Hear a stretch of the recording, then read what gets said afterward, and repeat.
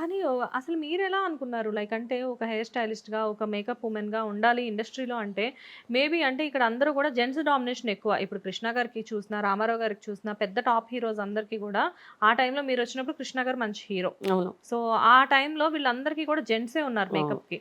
కానీ మీరొక లేడీ. మీరు ఇండస్ట్రీకొచ్చి అసలు ఎలా సక్సెస్ అవుతా అంటే అనుకున్నారు? నేను మూవీస్‌కి హెయిర్ స్టైల్స్ కదా! మేకప్ లేదు. హ్మ్. మేకప్ అంటే ఎప్పుడైనా ఫారెన్ ఎళ్ళినప్పుడు సాంగ్స్‌లో ఏదైనా అవసరమైతే హెల్ప్ చేస్తాం గానీ, మేకప్ అయితే లేదు హ్మ్. మూవీస్‌కి. హ్మ్. సీరియల్స్‌కంతా మేకప్, హెయిర్ ఉండేది. సినిమాలకన్నీ హెయిర్ స్టైల్స్. హ్మ్. 'ఆలీ' గారికి ఆల్మోస్ట్ లేడీ గెటప్స్ ఎన్ని సినిమాల్లోనే మోస్ట్‌లీ చాలా సినిమాలు నేనే చేశాను. 'నచ్చిమి నచ్చిమి నచ్చిమి'. ఆ! 'బాబు మోహన్' గారికి చేశాను. హ్మ్. మా 'బ్రహ్మానందం' గారికి చేశాను. హ్మ్. ఇట్లా 'వినీత్' గారికి చేశాను. హ్మ్. చాలా మంది ఆర్టిస్ట్‌లకి లేడీ గెటప్ అంటే ఫస్ట్ నేనే ఎళ్ళేదాన్ని. వావ్! హ్మ్. 'వినీత్' గారికి ఏ మూవీ?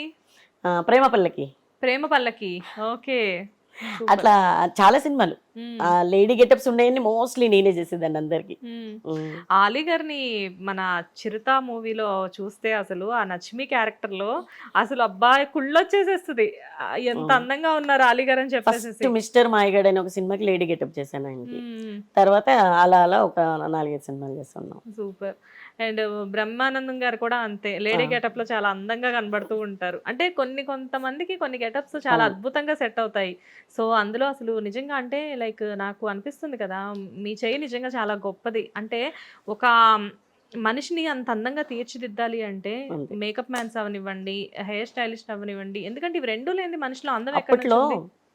సినిమా స్టార్ట్ అయ్యే ముందు main technicians makeup department, camera department, costume department అందరి డిపార్ట్‌మెంట్‌లని కూర్చోబెట్టుకొని డైరెక్టరు చెప్పేవాళ్ళు.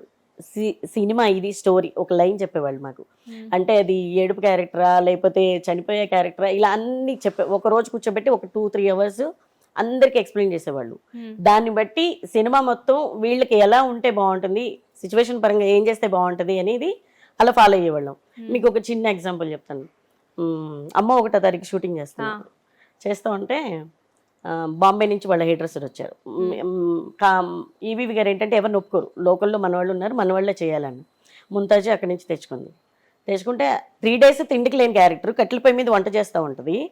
ఫుల్ కర్ల్స్ పెట్టుకొని, టాంగ్‌తో మంచి హెవీగా రెడీ అయ్యి వచ్చింది. పఫ్ పెట్టుకొని, హైట్ పెట్టుకొని. వస్తే ఈవీవి గారు మైక్‌లో ఉషా అని గట్టిగా అరిసారు.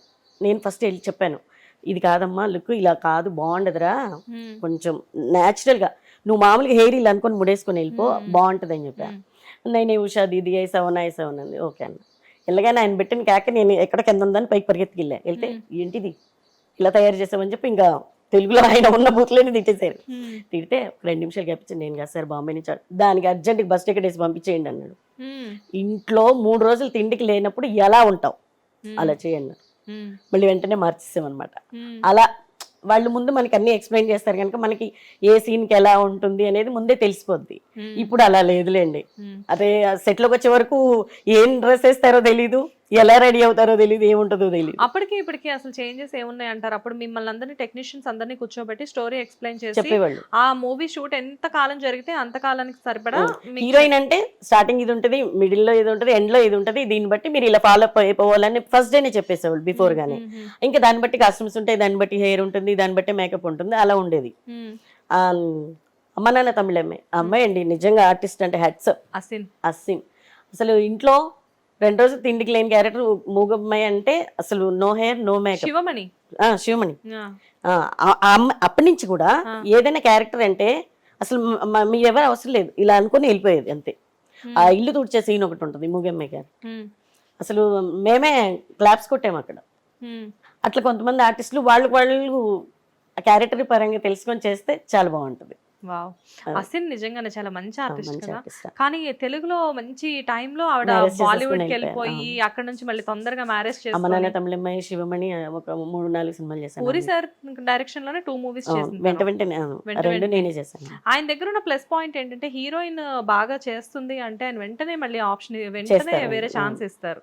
హీరోస్ అయినా అంతే, హీరోయిన్స్ అయినా అంతే. అవును. డెఫినెట్‌గా ఇస్తారు. సో, మీరు వర్క్ చేసిన వాళ్ళల్లో జనరల్‌గా మీ ఫేవరెట్ ఆర్టిస్ట్ ఎవరు? నేను చేసిన ఆర్టిస్టులందరూ నా ఫేవరెట్సే. పాత యాక్టర్స్ అంటే నాకు వాణిశ్రీ గారు, హ్మ్. శ్రీదేవి గారు హ్మ్. బాగా ఇష్టం. ఓకే.